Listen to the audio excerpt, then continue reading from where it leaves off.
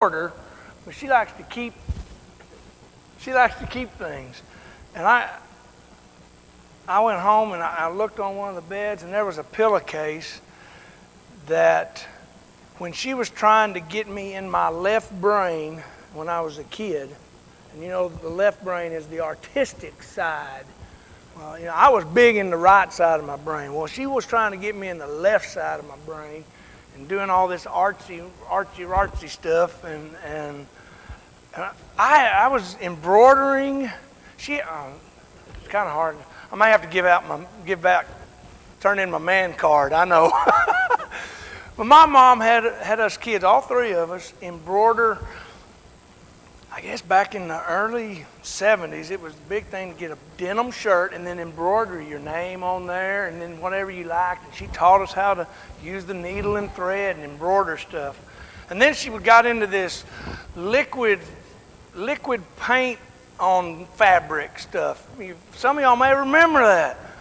And that's what I saw. I had done my pillowcase, a pillowcase for me. It was going to be my pillowcase.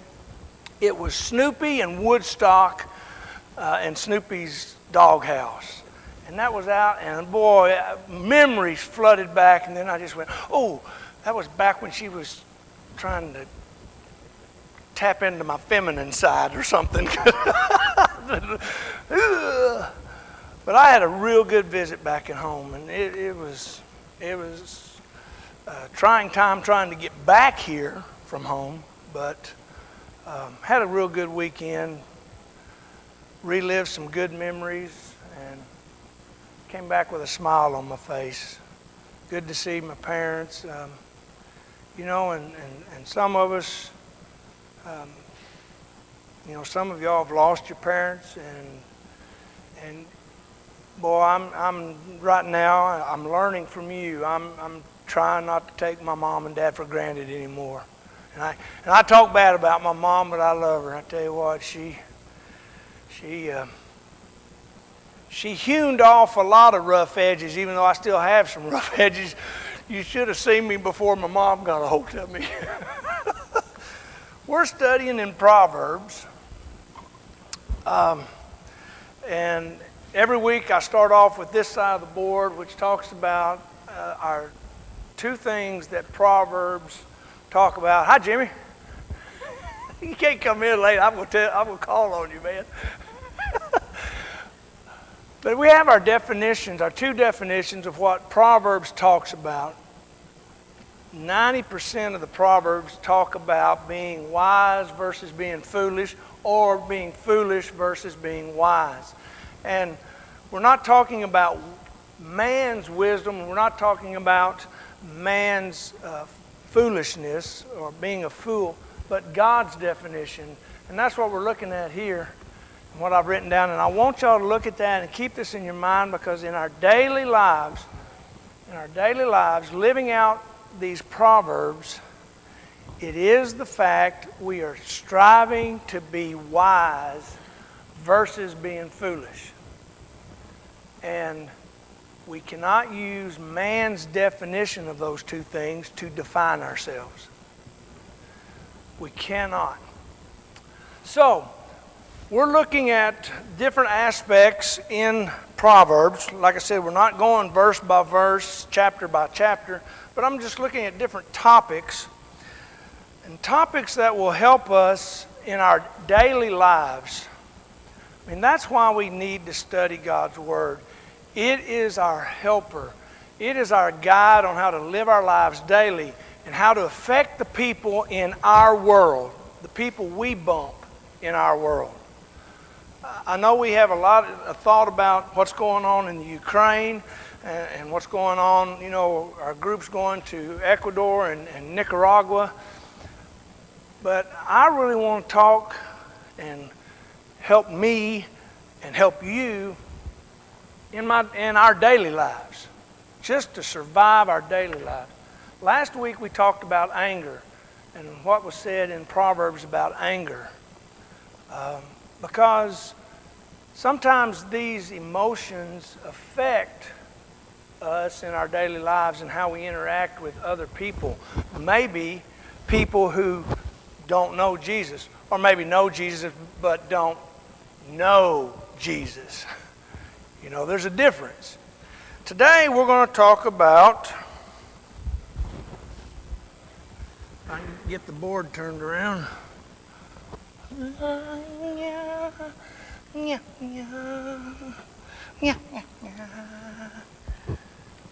Hopefully y'all can read that. What does it say up here? Achy breaky heart. Somebody sang that song, didn't they? Ron Cole, you sing that song? Not anymore. Achy breaky heart. A broken heart. Sorrow. Dealing with sorrow. Can dealing with sorrow affect the way you interact with other people? Yes or no? Do you interact with other people who have a broken heart in your daily lives? We can't live this life without running into people who have a broken spirit, a broken heart. Something has happened to them, and they just can't get out of the hole because of their heart. Solomon and the wise men in Proverbs talked about this. And it will help us, it will help me in dealing with a broken heart when it happens to me, but I need to be there for those around me. How can I affect those around me? How will they know that I live for Jesus? How can they know that I live for God? Well, it's how I react in situations. And that's why we talked about anger last week. This week, let's talk about this. 4:23, Proverbs. Let's start this off. 4:23. We've read this before, but it goes right into this also. Above all else, of most importance, Solomon is saying, do what? Guard your heart. It is imperative that we guard our heart because it is the wellspring of life. The wellspring of life. Life comes from within our heart, our very lives. It is so important to guard our hearts. We cannot go through this life that we live with the responsibilities that we have, with the problems that we run into.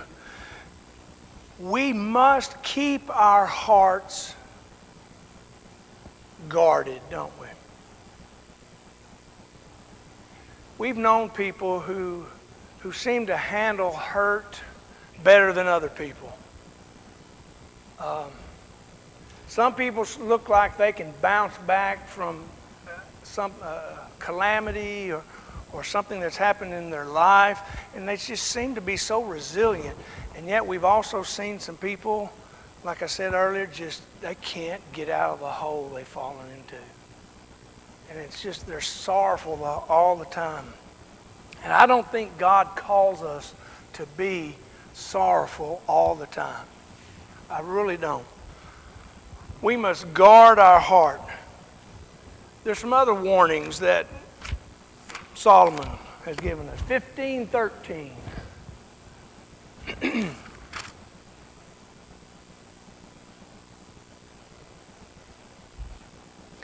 A happy heart makes the face cheerful. Notice the two contrasts. First, a happy heart makes the face cheerful. But what's the flip side? Heartache, according to the NIV, crushes the spirit. Heartache crushes the spirit. Chapter 17, verse 22, in the second part of verse 22. Well, I'm going to go ahead and read all of it. A cheerful heart is good medicine, but a crushed spirit dries up the bones. You know, we're going to come back to this in just a little bit. A cheerful heart is good medicine, but a crushed spirit dries up the bones. Go to 18:14. A man's spirit sustains him in sickness, but a crushed spirit who can bear? Do you take these as warnings from Solomon about guarding your heart? Is that what you're reading? That's what I'm reading. Solomon is saying you must guard your heart. Now, does Solomon say we're not going to go through heartache? Does he?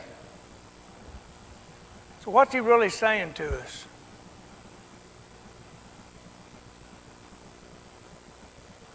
Right. When this stuff happens, when your spirit becomes down, don't let it get crushed. Don't let it get crushed, because it will dry up your bones. What's that metaphor? Dry up your bones. What happens to dried up, brittle bones? They break. They break you. I mean, you're broken.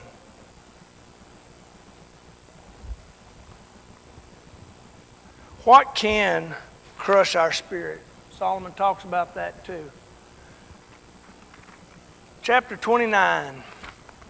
These are the things that we must watch out for, because these are things that can get under our skin, and then when they get under our skin, they start eating on our hearts, and they start eating on our soul and our spirit. Chapter 29, verse 25.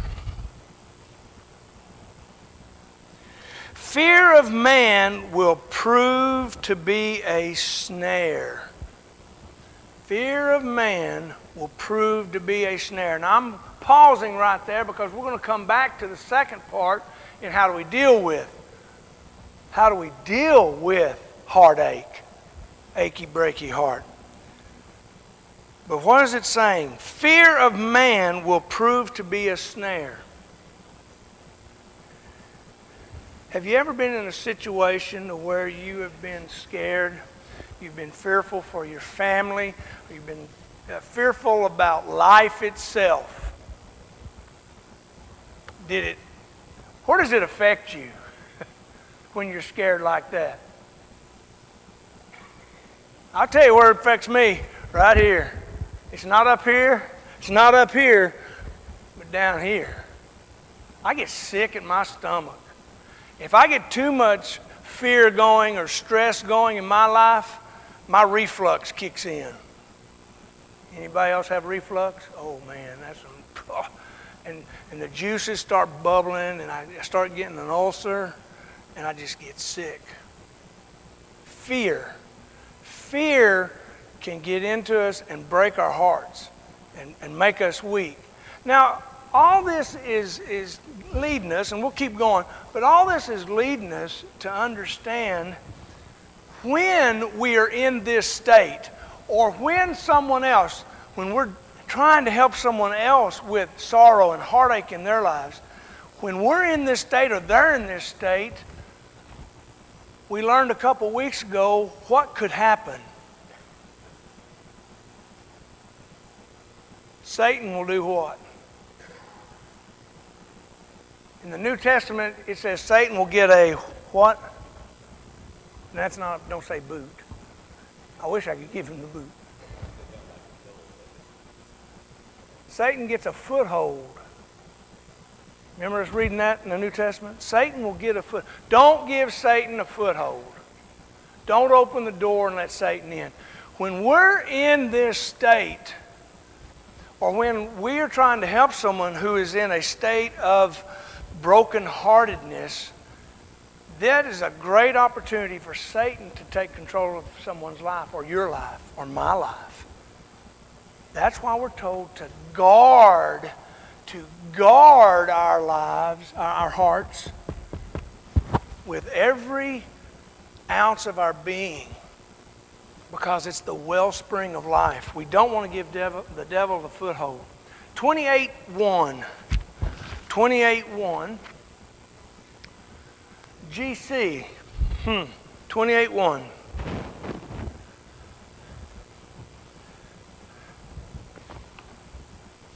The wicked man flees though no one pursues. The wicked man flees though no one pursues. Now you may have never even thought about this being in with this topic. The wicked man flees though no one pursues. What is he alluding to here? Gave you the hint with the GC.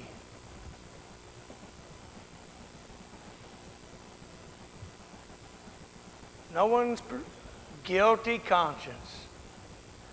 Guilty conscience. Paranoia. Have you ever been there? Have you ever been there? You've done wrong. You have wronged somebody. Maybe you've wronged just Jesus. You've wronged God. And your conscience eats at you and eats at you. Have you known anyone who could not forgive themselves for what they have done?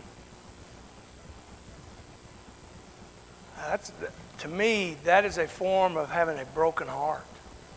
A broken heart. A guilty conscience. Wicked man flees though no one pursues.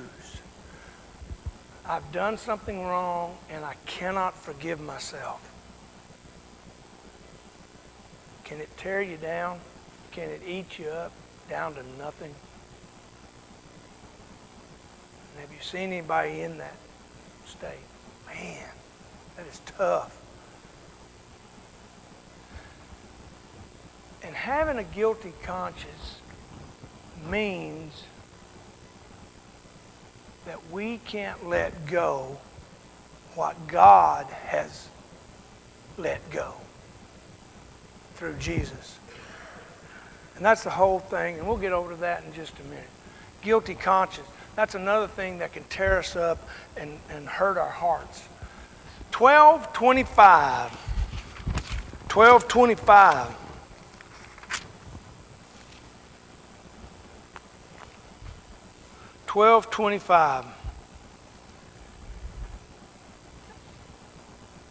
We're just going to read the first part because the second part, that's what's so hard about Proverbs. There's always the one side of the coin, the other side. We're going to hit the other side in just a little bit. An anxious heart weighs a man down. And I don't think Solomon here is talking about anxious like I'm excited to go to Six Flags. Like you were when you were a kid, man. I can't wait. Go to Six Flags, all this stuff. I don't think that's what he's talking about by an anxious heart. I truly believe he's talking about anxiety. And how does that tie in sometimes with GC, guilty conscience? Anxiety. What can cause anxiety? Come on. Y'all can do this. What causes anxiety in your life? Right now, I can tell you, it's, one teenage daughter and one 21-year-old daughter. There's anxiety right there. Uncertainty about the future. April something's coming up, right? Tax man, you know. That's anxiety in some people.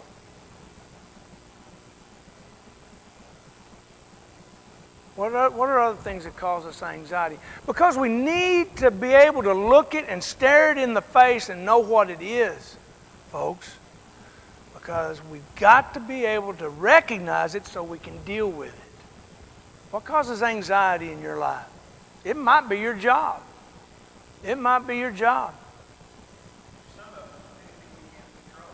Anything we can't control, which then alludes to another problem. Right? Something we can't control.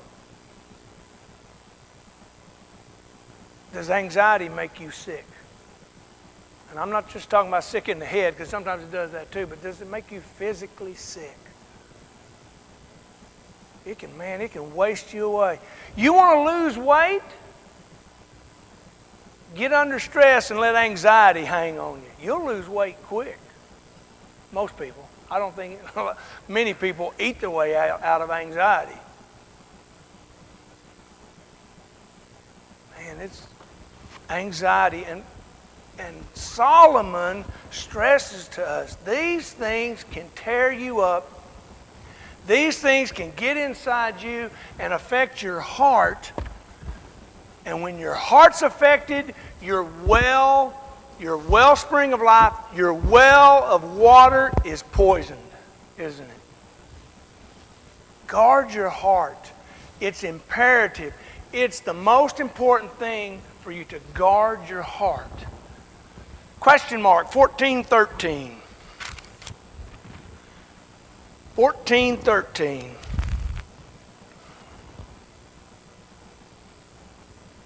Even in laughter, the heart may ache. Even in laughter, the heart may ache. What's that, y'all? that's what, I like that. And I've heard that. I put a question mark because do you know or have you known someone or do you hide your feelings? Hide your broken heart. I don't want anybody to know. I don't want anybody to know. They can put on a good face. They can put on a good face. Have you known someone who maybe has ended their own life or attempted to end their own life or they do something and you just go, oh, where did that come? I thought everything was fine.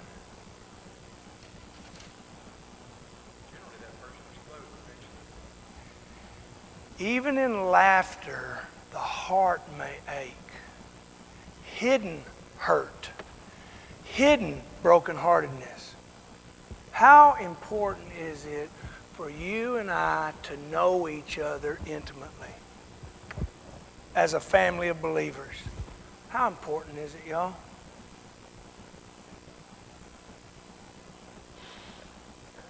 I was listening to the radio the other day. It probably had nothing to do with heartache or anything like that, but it was a sad situation, and I think it's equal to it, where a lady was found sitting in her chair with the TV still on, and she had been dead for at least 4 months. Now, folks, that's horrible to me. And I think that's on the same level as not knowing whether you're hurting or not. And that's on the same level as you not knowing whether I'm hurting or not. Why are we scared to open up to each other? Why? You're supposed to be family, right? You're supposed to be family. How can I help you guard your heart if you won't let me?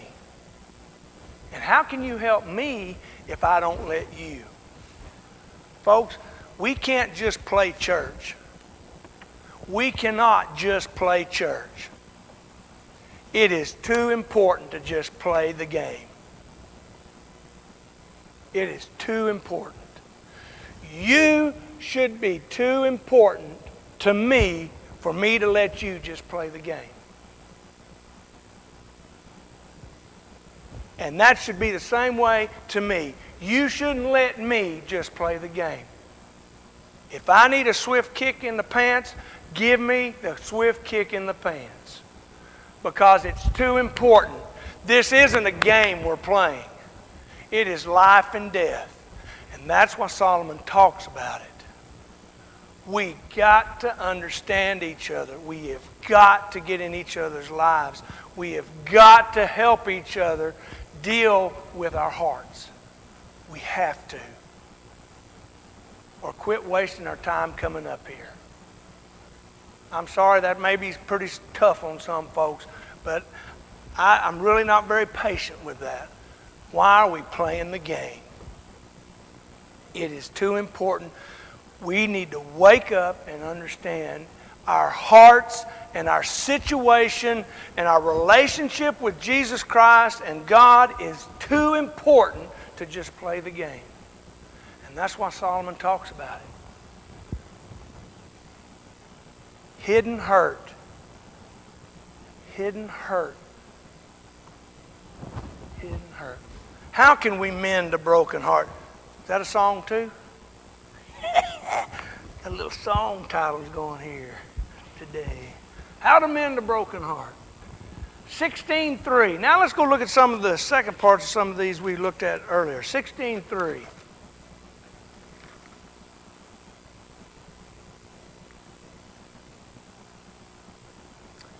Commit to the Lord whatever you do, and your plans will succeed. Now, you may be saying, well, that says nothing about your heart. Well, doesn't your heart have everything to do with the plans you make in your life? Or should it, which way is your heart going? Where is your heart pointed? 29, chapter 29, and the second part of verse 25 that we read a minute ago. This was the one about fear of man will prove to be a snare. But whoever trusts in the Lord is kept safe. Whoever trusts in the Lord is kept safe. When you're going through a hard time, when you're going through a time where your heart is aching and you're hurting and you just can't seem to just pick yourself up, is there just that one person who can come and just grab you and hold you tight and it's like stuff starts melting away? Or have I missed that? Having the trust, that one person you can trust who can come up and they can just make things melt away by just being there or holding you. God wants to be one of those people in your lives. Jesus wants to be one of those people in your lives that you can hold on to and they can hold on to you and have that stuff just melt away. That's a good sound right there, isn't it? It's a strange sound, you're right. Tom didn't even put his rain gates back up. He had lost faith in rain. Oh. Chapter 30, verse 5.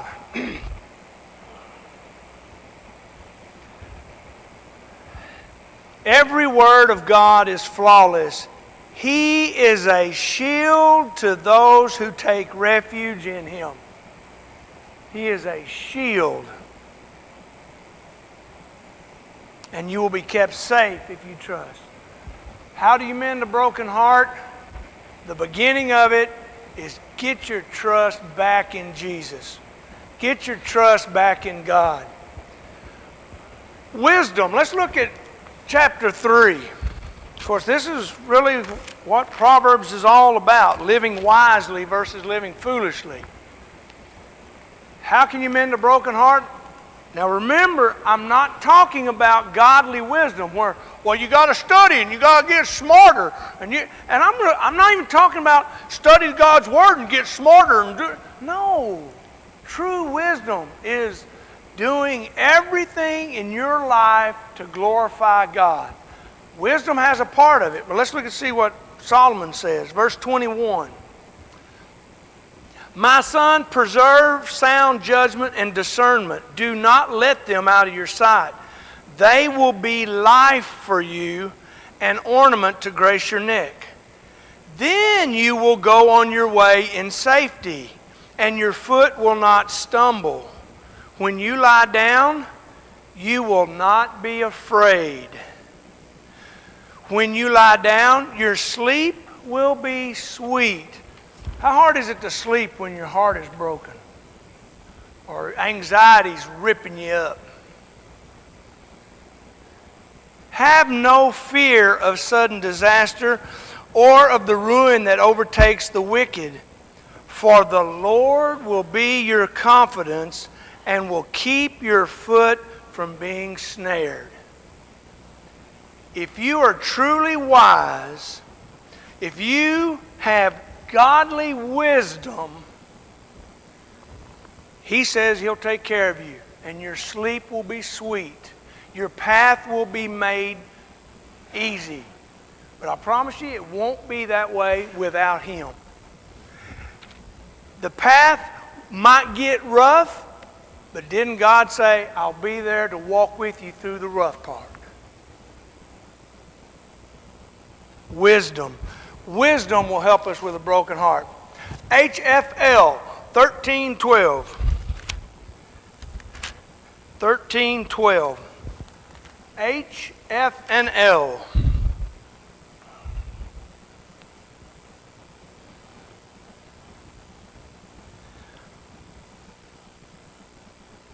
Hope deferred makes the heart sick. Now we're talking about heartache. Now, hope deferred. What does another translation say? I'm going to finish it in just a minute, but where the NIV says hope deferred, does another translation say it differently? Hope deferred is what mine says. King James says, New King James says hope deferred. Hope deferred. Everybody heard of deferred adjudication? I heard that the other day. Something you don't want to hear because you're in trouble. Matter of fact, I've heard it twice in the last 3 weeks. Once for me and once for my daughter. So okay. Hope deferred. Hope deferred makes the heart sick, but a longing fulfilled is a tree of life. So the H in HFL is what? Hope. Does having hope in something, and not only having hope, but knowing that whatever you're hoping for is going to come to fruition, does that make you feel better sometimes? What's a proverb? Every cloud has a silver lining. That's not in Proverbs, but that's a proverb, isn't it? Every cloud has a silver lining. Hope deferred. If it keeps getting deferred and put back, you finally lose hope in it. But what do we have that we can stand on for sure, y'all? Jesus. For sure's for sure. For sure. Jesus. We've been made a promise, haven't we? We've been promised something. And that should help us when we're low. Because that hope is not deferred. You can put money in the bank on that hope, and it will be there. Hope, faith, and the L is love. All three are tied up in the man Jesus. That's how you can mend a broken heart. Hope, faith, and love in Jesus and because of Jesus. PMO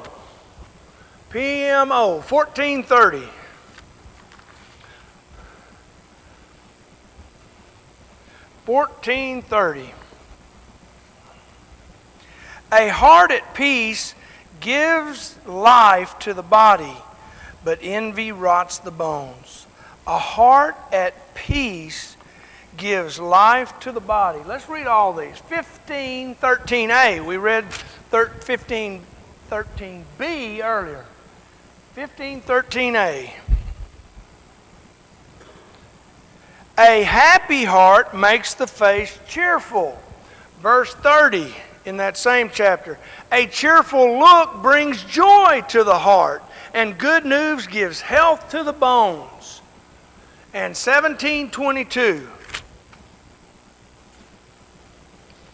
A cheerful heart is good medicine, but a crushed spirit dries up the bones. We've read that before. But a cheerful heart, PMO, positive mental outlook. Sometimes do you have to force yourself to be positive? Because everything around you is kicking you in the tail and telling you to be negative. Mending a broken heart, sometimes you have to force yourself out of it. It's not easy. It's not easy to force yourself out of that brokenheartedness. But a positive mental outlook helps. Folks, I'm hoping you're getting the idea. They all go together, don't they? We're about to hit this down here.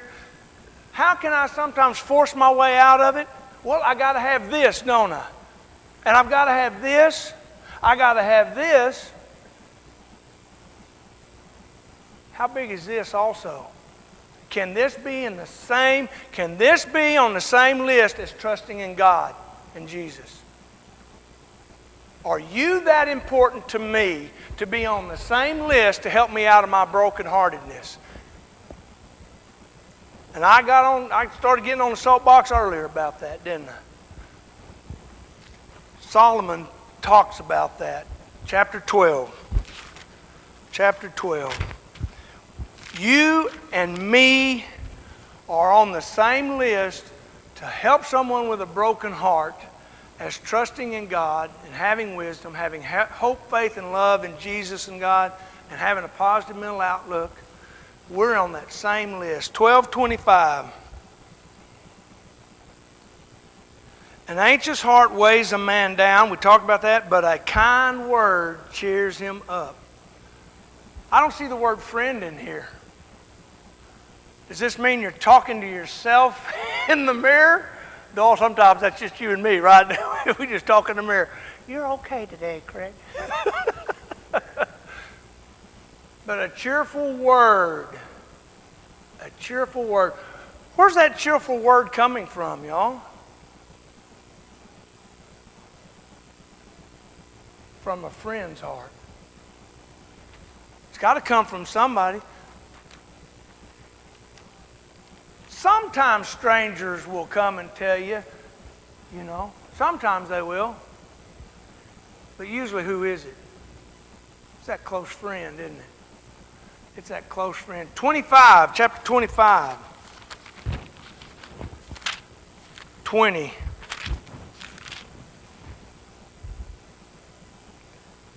Like one who takes away garment on a cold day. That doesn't sound like a friend to me. Or like vinegar poured on soda is one who sings songs to a heavy heart.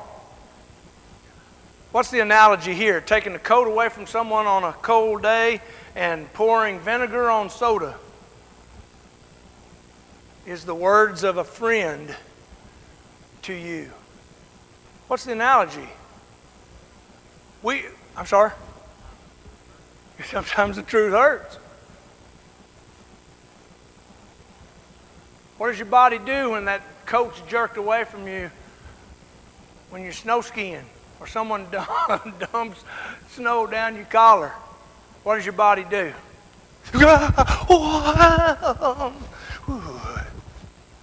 Doesn't it? What's that analogy of? Waking up, isn't it? Waking up. Putting the excitement back in the body. Yeah. What happens when you pour vinegar on soda?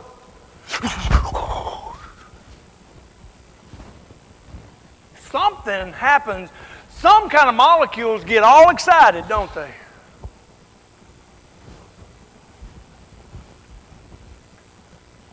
(27:9).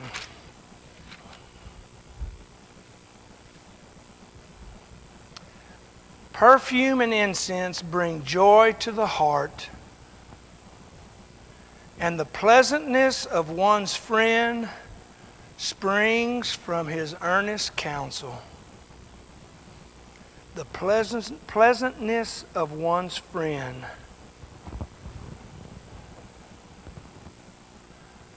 I'm getting back on my soapbox again. How important is it for you and me and you and each other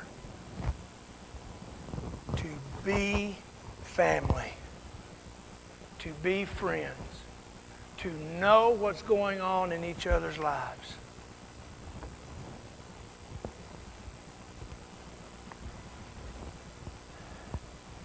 How can I help you unless I know you're hurting?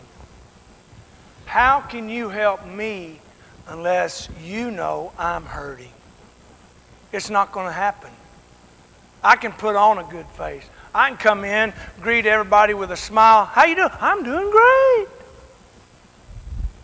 Why are we so scared that someone's going to think, oh no, here comes Craig. He's always a downer. All he does is complain. Every time I see him, all he does is complain to me. That scares us, doesn't it? We don't want people to know that about us. But y'all, Proverbs teaches us it's imperative. Solomon and the wise men tell us it is imperative, because your heart is the wellspring of your life. Guard it with all earnestness.